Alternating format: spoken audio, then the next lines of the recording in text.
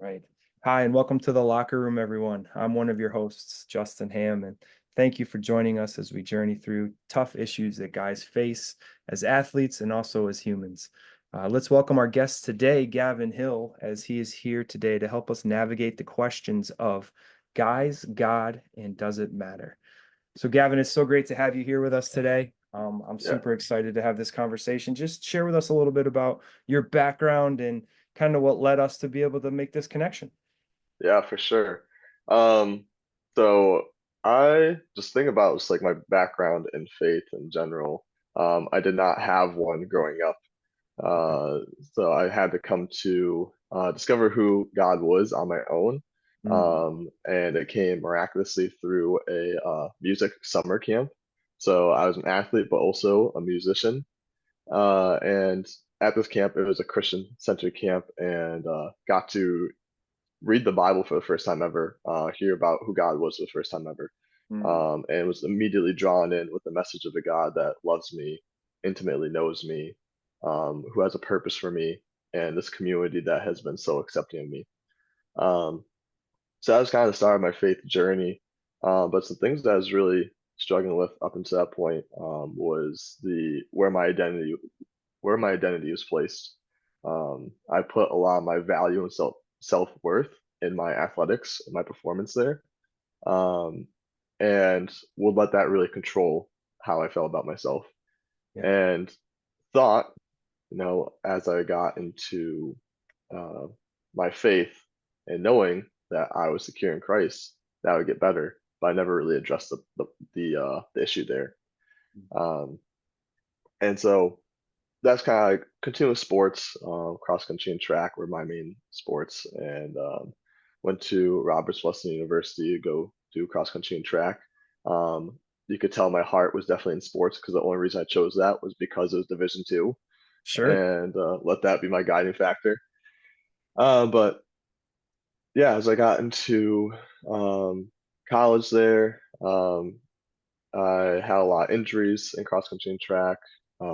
Shin splints 3 months my freshman year, knee pain 3 months my June sophomore year, 3 months of knee pain my junior year as well, and all those things took me out from running every time. Ended up stopping running collegiately. Had to now face this identity battle, and we can get more into that Oh, yeah. later for sure. And had to re-secure my foundation in Christ again, as in like that's my identity, nothing else. But yeah, what led to kind of this point right now was the opportunity of coming on staff with FCA. Mm, It was a wild journey as FCA came into my life at the time, which I hated sports and wanted nothing to do with it. At least running for the most part, I wanted nothing to do with it. And then all of a sudden, called to be in a sports ministry after I've disqualified myself from being an athlete. It's mm, like if I'm not on a college team, I'm not an athlete anymore. It's like sure. why the heck am I in the fellowship of Christian athletes? Um, but God showed me how He wants to use actually my ups and downs in athletics to make a difference in the athletic community. So did an internship at FCA, started the process of joining staff with FCA once it had become abundantly clear that God wanted me in this ministry. And then obviously then we got to know each other through doing the summer camp together. So That's right. yeah, That's right. And that's exciting. And then I realized you'd said then that because it was just this past August that you were close to raising where you needed to be, and now yeah, here you are. So it's cool to see how God has already brought you along so far and provided in such a cool way. But yeah, well, thank you for sharing all that. There's a lot there that we can unpack. And I guess yeah. the first thing that jumped out is the way you kind of described it. You said you had to discover who God was on your own. So Mhm. what was like home life for you at that time, with going into as little or as much detail as you want, but in terms of maybe spiritually, like what was it like? Like you weren't it sounds like you weren't being supported by like parents who were believing the same things or family that was believing the same things. You kind of stumbled through this on your own a little bit. Yeah. So kind of give you some background with my parents. My mom grew up in the church, Okay. a Baptist church she went to, and my dad grew up in the Catholic Church and never meant anything to him. So my parents ended up meeting at college, and my dad still now is I call him a strong atheist. Mm, Um, Anytime I talk about God, there's not much interest there, or it's hard to kind of um, show him the reality of God's existence. And then my mom, until I got close in faith, didn't start growing in her faith either. And so when they had me and my brother, they said, we want them to figure out what they believe on their own. okay. They had kind of no inclination of which way they wanted to push us. So that left my kind of my ideas to be completely open. Yeah. But because there was no encouragement one way or the other, there was just no knowledge. Mm, So I had to like I didn't know what the Bible was for a long time. I had no idea who the heck Jesus was for a long right. time. And it's kind of crazy to think once you're walking in faith for so long that there's people who don't know those things. And even I forget I was someone who didn't know any of that. Yeah. And it still can happen today. It just seems so prevalent, but in some households it's not. So that's kind of what was like navigating through my household, just knowledge of nothing, I guess. Knowledge and nothing. That's a very it's very interesting because it sounds like they weren't necessarily anti it, but they just kind of wanted to allow you to figure it out kind of for yourself. Yep, So exactly. looking back at that, like, so now you're full-time FCA, and for those of you that don't know, like FCA is a ministry to and through coaches and athletes, and use it's very intentional, it's very discipleship driven. So like, what would you say to your, how old were you when you met Jesus? 13. So what would you say to your how would you help your 13-year-old right now, to your 13-year-old self in a way right now that you wish someone would have done for you? So what would I wish I could tell my 13-year-old self, before, my pre-Jesus time? Sure. Um, that I'd say there's a bigger purpose to life. Um, Mm, and that's something that you don't understand, especially at such a young age. Um, when you kind of find something to cling to mm, and make that your identity, definitely something I'll be mentioning a lot. yeah. And you try to grasp your validation anywhere you can get it. So I sought validation in academics, try to be a really great student. I sought validation in rule following as well. I was a I've always had a very strong conscience, just something God has blessed me with. But same time can be a downfall because it's like when you mess up, you're really down on yourself. Right. I always tell people I punish myself when I did something wrong. I send myself to my room. Yeah. That's how I functioned as a kid. And then athletics, that's the other place I found validation. I wanted to have the fastest mile in my grade. I wanted to be able to do the most pull-ups. I want to be the best running back in football. Um, and when things didn't line up, it's like I guess that purposelessness kind of starts Yeah. to fill in a little bit. And everything is so fleeting. So I wish I kind of had the opportunity to tell myself there's something beyond your athletic performance, your academic performance, your rule following. You're made for such a greater purpose than this. And you're already validated because of who God is. And if I had a faith in Christ, it's Christ who validates you already. Yeah, I think that's something that guys in general, if we're being completely honest, we struggle with. Like we're very performance driven. Like we get our worth through what we can do. And it's Hmm. again, in those times when, as athletes, like I played soccer and basketball, those were my sports. It's like when I was doing well, I thought I could run through a brick wall and I was untouchable. And then if I had a bad game or something, I felt like complete up and down. So it's just like Yeah. you said it, like our identity, we tend to put our identity and our self-worth into how we perform. And Yeah. it's interesting because I don't find, and maybe you could, like, we're never taught to do that. It's just something Hmm. that we pick up along the way, I find. Yeah, definitely. I think that's where the enemy wants us, is Mm, he wants us to seek our validation in those fleeting things and in our performance. Because we love the praise of people. mhm, That's what keeps us going. And you can say that's kind of the fallen state that we're in because we're supposed to live for the praise of God. right. In our fallen state, now we look for the praise of people. Um, and so that performance base, that drive, like next thing, next thing, next thing, I want to achieve something else, just really gets to a habit for us. And I'll even admit, like I'd say recently my Christian walk now, so I've been thinking about a lot as I've been seeing my self worth and validation and how well I'm following Christ. Sure. It's like I spent 2 hours on Instagram. I feel horrible about myself now. I didn't even read my Bible today. And I let that totally drag me down instead of Oh, letting Christ lift me up, yeah. and knowing that His mercies on you every morning. This No, we got the next day still. Let's just take it one piece at a time and know that my self worth is already established and loved Mm, in what He's done for me, not by how I perform. I just perform out of the joy for Him and to please His will. yeah.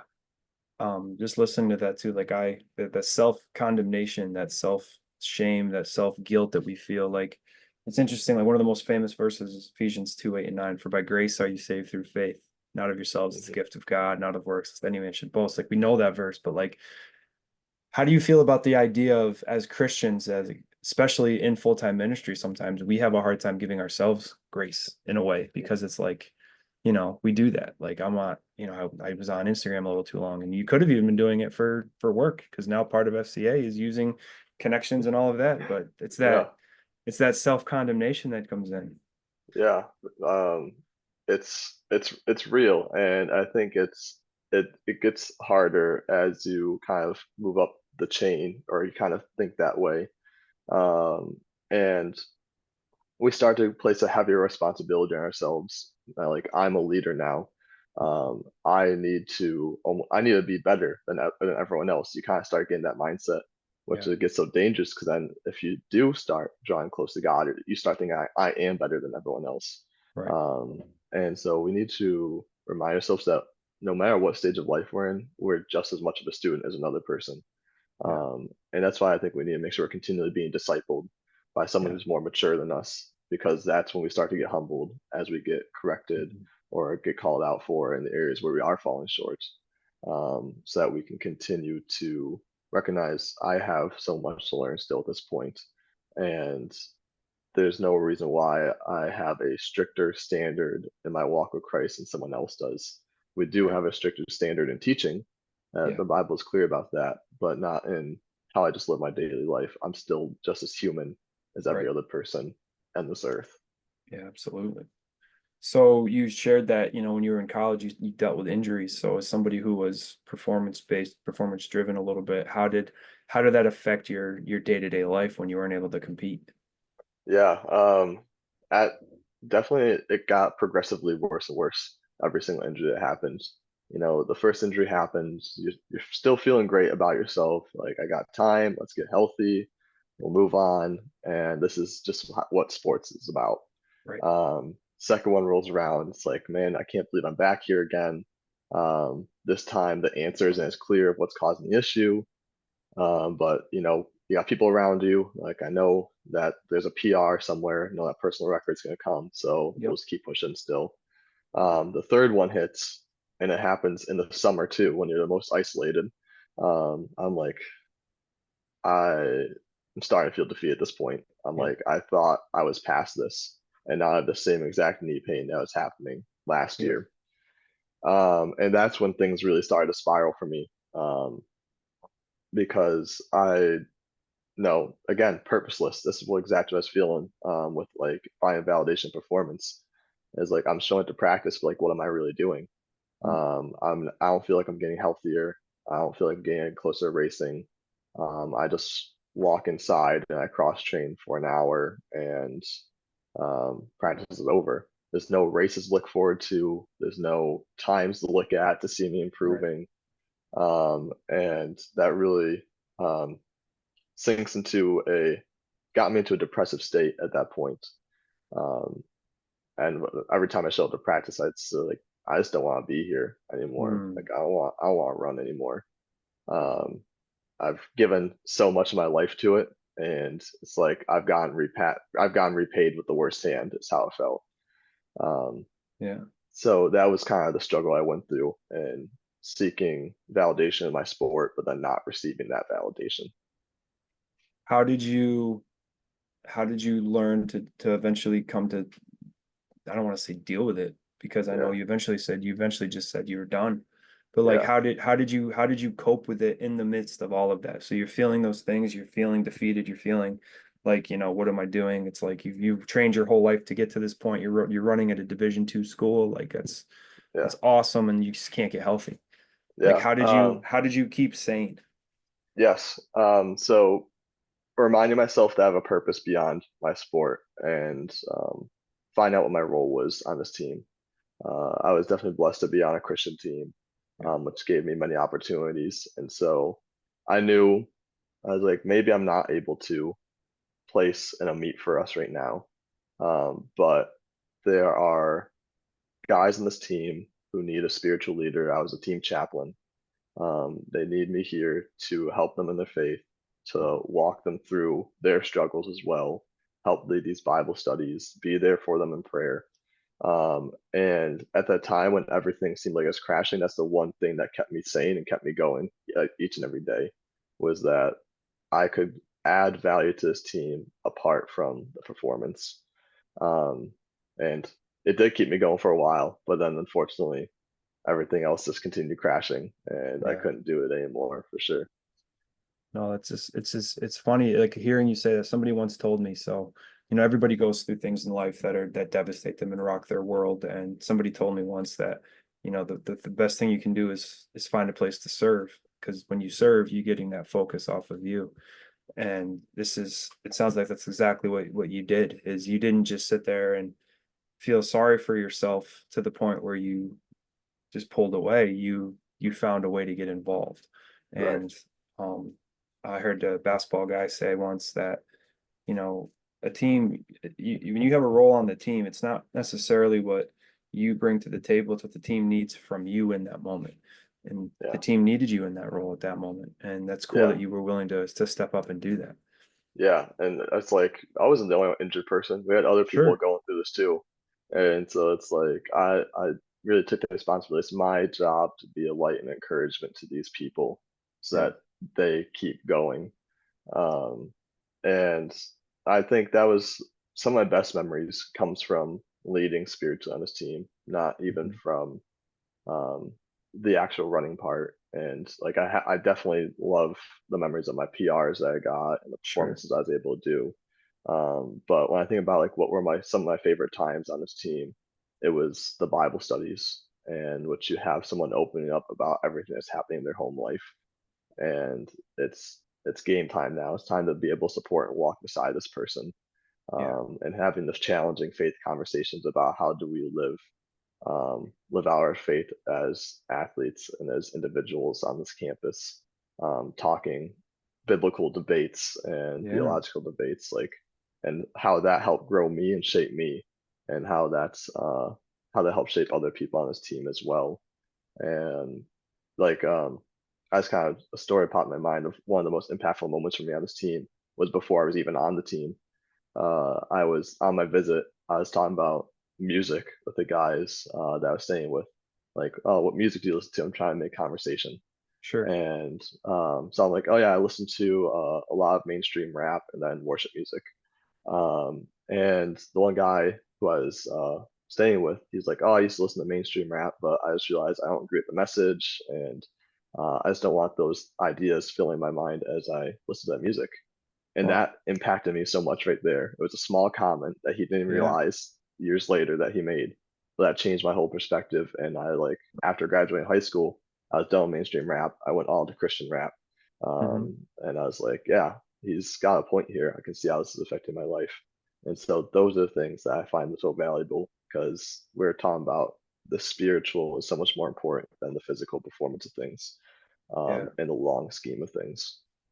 Absolutely. And I mean, just that's powerful enough that guy just had to just live in his truth. He wasn't trying to say anything. He was just sharing his testimony. And I think that's such a important thing as Christians that I know for me, I need to take a better chance, even though, full-time FCA now, but it's still like there's times where I sometimes let things go where I could stay up and be more upfront like that, like he did. Like, Mhm. I don't want to fill my mind with that stuff. Like that's a Right. pretty cool, that's a cool little challenge, even just to hear that he did that and look how much it impacted you. And he wasn't even necessarily trying. Right, exactly. We just have to be honest with people about who we are and what we stand for. And Yeah. sometimes you don't have to tell a person to do something to change how they live their life. My grandma passed away in February and she was 99 years and 11 months. It was 100, 1 month to the day. She would have been 100 when she Mm. passed.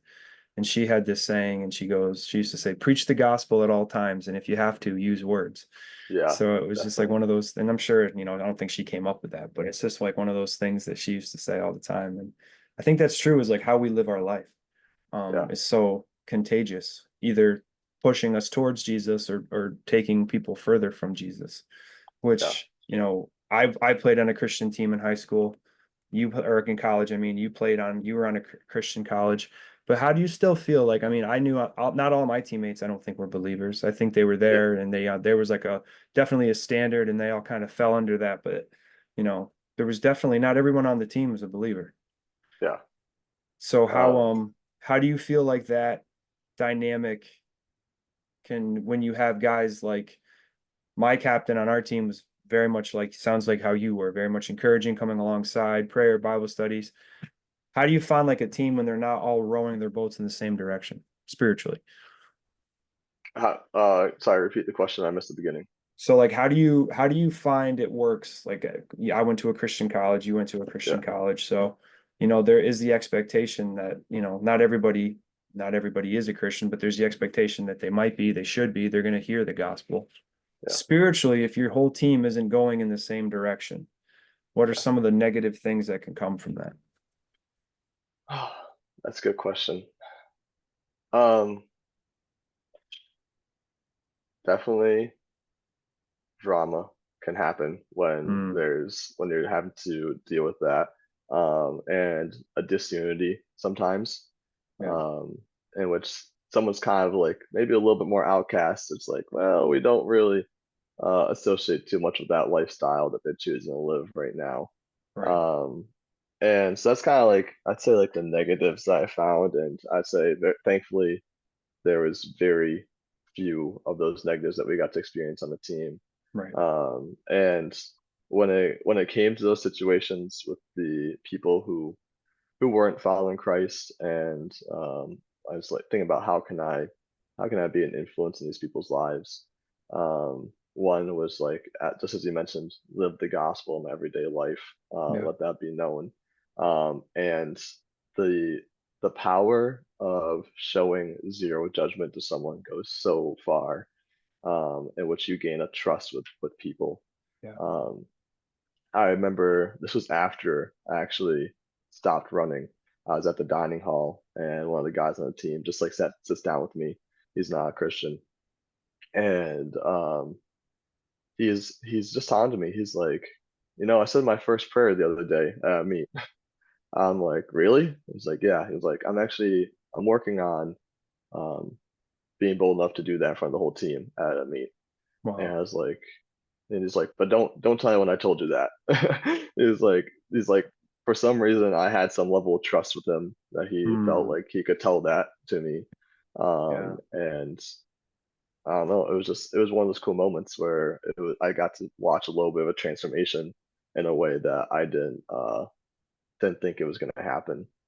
yeah, And so it's really being patient with those people and continue to love them, not show judgment, and just walk beside them as a friend that you care about. yeah.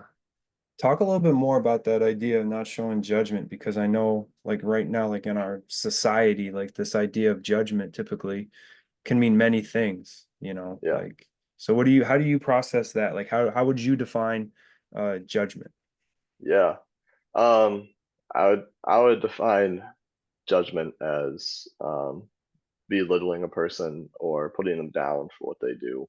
Sure. Uh, it's like it's okay to have disagreements. It's okay to know what the truth is. Right. Um, and I really think about a friend of mine that I met working at a Tim Hortons. Um, we when we started at Tim Hortons, we lived completely opposite lives. She was someone that I never thought I'd become friends with, honestly. Yeah. And I mean, he ended up having just a great personality. We got together really well, or we really clicked with each other, and he was a really great person in my life. Someone who I actually never felt was judging me, which is great, and he never felt judged by me either. I was like, yeah, I don't smoke weed, um, and or any other drugs, and I was like, I, I mean, I never would, man. I mean, go ahead if that's what you want to do. I'm not going to forcibly stop you, Sure. But I see you're more than that to me. You're more than what you do in your free time. And from there, a level of trust had built, in which we went to another place to work together. And he was there before I was. He ended up becoming one of the managers. And he's telling everyone about me. He's like, yeah, like I got this guy Gavin who's gonna be working here. He's a Christian, but he's a super cool dude though. Like he's not gonna be like judging you guys at all. Yeah. And like that's the reputation I carried into that place now. And that opened so many doors from there, as all these people never felt judged by me, even though they lived opposite lives. They asked me questions. One of the most common questions I ever would get is like, how do you not have sex before marriage? And it's like the hard part was I didn't know how to say that. I was like, I don't know, I just don't. Um, but they never felt like I was condemning them as we talked about these issues. Right. And so yeah, just not putting people down, I'd say, and not belittling them for what they do. And showing that you want to be a part of life in the spaces that are edifying. Yeah. It's like I wouldn't go to my friend's house if he's having a party at his house. I'm like, that's not for me. I won't be there. But it's like, hey, come on over for a bonfire. I'm like, all right, bonfire, chilling in the backyard. I'm okay with that. And Yeah. so he saw that I wanted to be around him, and spend time with him. So yeah, not belittling people is how you would say you do Yeah. not judge someone. I realized as I asked it, I'm like, that's a really hard question to probably answer. And you just knocked it out of the park with your answer. Thank you. Because what in my head I was thinking, like, when you nailed it on the front end when you said you can have disagreements with people. And I think, we live in a culture and a society where, love has been equated to absolute agreement. Like you can't love Yeah, someone unless you agree with them on everything. yeah, And so then the flip side is if you disagree, then you're judging them or you don't, so that's kind of where I was in my head I was going. And you brought that full circle. And I love how you answered that. But I think it's so true because, you know, the fact that he was so like he basically said, your friend said, hey, this is my friend Gavin, he's a Christian, but like he's not that kind of Christian. Like, but you're yeah, but so like that's so cool though, because that is you're just real and it's yeah. relationship and it's connection and it's authentic. And you know I know you were a great runner and you probably could still destroy me in any kind of distance at any point, whether it's 10 meters or 1,000, whatever. But Yeah. it's like, as great of a runner as you are, that's now what you were known for. How do you process that? Mm. Because he doesn't care how well you run. Maybe he does, but Yeah, it's strange to think about, just like depending on what place you're in, depends on how what people pick out from you. yeah. It's like in the workplace, it's actually more like I'm seen more like a human than at school, because at school it's just like Gavin is a runner. That's what you know him for. He's on the announcements for running. He's winning these races. And like you actually people start putting a standard on you at that point. I remember senior year running the gym mile, and I felt pretty good about it. I forgot what I ran, like a five, like a low five something. And I was like, I feel like I'm in great shape right now. And this one guy who I never even really talked to, he's like, I expected more from you. And I'm like, people like really had that standard on me of who I made myself to be in performance. Wow. Um, but then in a different atmosphere, it's like he didn't like my friend Max. I'll say his name. He doesn't care. We're great friends, and he's following Christ now. Um, Wow, that's cool too. yeah, that was recent. That was last Easter. Um, so like, but Max, like, he probably doesn't care about that. He's just like, I'm just trying to be real with you. We just have a human friendship. And it's like every atmosphere is so different. And I guess what kind of bringing things back to the beginning of the question is like maybe what we need to be doing as athletes is emphasizing more and more how we live and our characteristics that we abide by, and letting Mhm. that be seen by people than what our performance shows. Yeah. And some of that can even come in just what we talk about. If you're always talking about running, talking about your athletic performance, of course people are going to start clinging to that more as your identity. Um, but if you just kind of let yourself be a person and just be real with people and just build friendships and relationships, not caring about what you've accomplished, Right. that opens the doors for them to see other aspects of you other than just your athletic performance. So it's almost like you're more of a whole person, right? Yeah, Because yeah, we tend definitely. to we talk about what we care about. And Mhm. that's kind of like a challenge too. Like, do I care more about my athletic performance than I do about my relationship with, the creator of the universe who saved me and loved Yeah, me and died for me? It's yeah. kind of like a challenge there too. No, it definitely you really find where your heart lies and what you talk about. And it's like I'll admit my hardest issue is talking about myself usually when I'm talking to people. And so that shows where my heart lies right there. If I'm Mhm. always talking to people about me as a runner or about running, that shows where my heart lies right there. But as you said, Jesus, who's supposed to be the center of our universe, the one who reconciled us to God, Right. um, that shows where our heart is at now, if that's what we make the focus of our conversations. Yeah. Wow. That's true. That is very true. And I think it's easy to do that. Like, I find myself too, like when especially when I meet somebody new who I don't like, I'm trying to look for ways to connect. So it's like I'll hear what they say. Well, yeah. So, and then I Yeah, try to connect, but that's still, I do that a lot. yeah, A couple other things, just in listening to you talk, I wrote down some things. And yeah.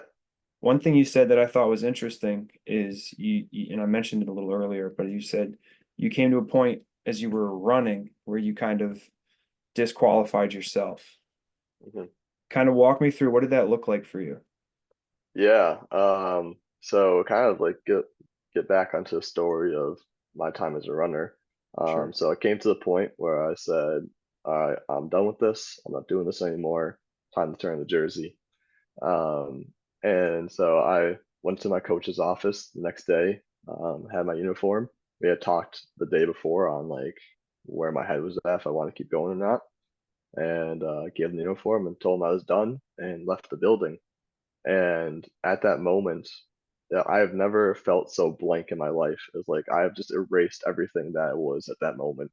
Yeah. Um, and I was just empty. Like my thoughts are empty. My heart Mhm. was empty. Like I didn't know who I was anymore. I had totally left it all behind me. And so that is where the disqualification started to come in. It's like my uniform is gone, so I'm no longer an athlete. I'm no longer a runner. Right. Um, I am, yeah, I don't know what I was transitioning to, but I was something completely different. And didn't realize how extensively that thought process had like ingrained in me until pretty recently.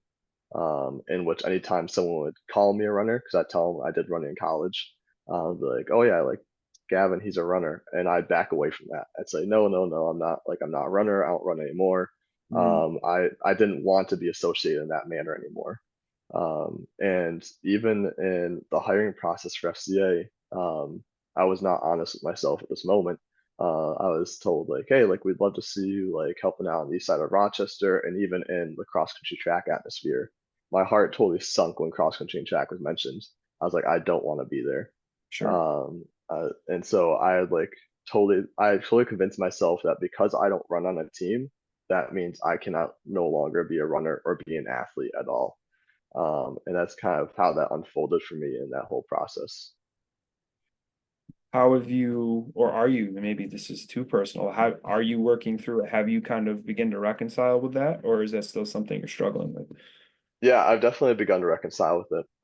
I was had a lot of trouble for a while after trying to cling on to something new like Sure, lifting or um, high intensity interval exercises. I tried to find something else to fill that void, and sure, nothing else would ever kind of stick. Um, and I try to get back into running a little bit, and I kind of get bored of it, and I was like, why am I even doing this anymore? And kind of stop. And I had to really have a heart to heart session with God about this, and leave room for him to talk with me about it.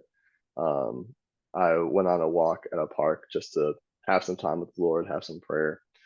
Didn't really know what to expect from it at all. I sure, Running was not on my mind.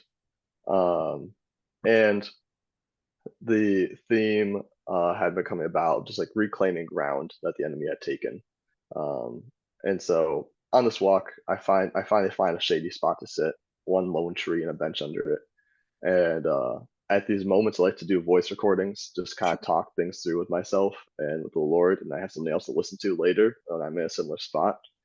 And as I'm talking, I'm like, this reminds me a lot of Jonah as I'm sitting under a tree being shaded. That's Mm, exactly how it finishes. And so I'm like, I should run with this. Maybe that's something that the Lord's speaking to me right now. And so I get into the book of Jonah. I start reading. Jonah, God wants him to go to Nineveh to go preach. He doesn't want to be there. There's bad associations with Nineveh. He's just not happy. He just doesn't like that. Doesn't like that place. But no sure. matter how far he tries to run away from it, God's like, no, I want you preaching there.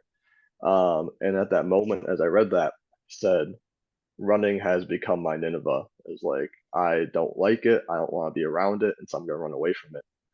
But God's saying, no, I want you there. And just that recognition shifted things for me, about like I'm trying to run away from the place that God wants me to be at. And Mm, in the end, it was overall fruitful for Jonah, as we got to see Nineveh repent. And I had to now change my identity now. Even so, now whenever I talk about running, I don't even call myself a runner still. I just say I'm a Christ follower who runs to serve Christ. mm, My purpose now comes in what I do with my running, or what I do through my running, not what I do as a runner. I love Um, that. and kind of set up like, how can I serve God as a runner now in my running? And it's like the beautiful thing about running is when you're a runner, you like to talk on runs. Most people who aren't runners don't like talking on runs. They're trying to just survive. To not Um, die. Yes. yes, exactly. But like as cross country track athletes, we'll go for a 60-minute run, 75-minute run, and it's either awkward silence or you talk the whole time, and you pretty much always choose talk the whole time. Yeah. And so it's like you have 75 minutes, no distractions, no devices, just you and another person. You can make so much happen in that time. You get to really know someone, what their heart is. You can have discipleship conversations in those moments. And I was like, there's so much power if, like, as I go into this ministry, like, I can just go on runs with people and let that be a Yeah. mentoring moment. And so that's really one big way that I really want to use running to serve Christ now. Um, Talked about possibly doing like an FCA, like kind of like running group that meets like every week, like Saturday morning, or I meet at this place, let's go for a run. That's a great place to do devotionals, and then have those conversations on that run as well. And so now that's really changed my purpose. Like, why do I run? I run to serve Jesus. And it's made it a Mm, lot easier to stick with it now, especially because I don't have any meets to run for. I don't have any times to achieve. So I need to find a new purpose. And I found a purpose that's eternal and not temporal. love And that. that's kept me going as I now start retraining. I'm getting back in shape now. And so that reminds me, if I'm going to be doing ministry with running, I need to be able to run again. Yeah. So we're slowly getting there, back into the shape that I was in at one point. Oh, that's awesome. And I mean, it just sounds like you, your identity or the way you look at what your identity was has shifted. So like I love how you said it. Like you're not a runner, you're a Christ follower who runs. So Yeah, running isn't who you are, it's what you do. It is right. something that you do.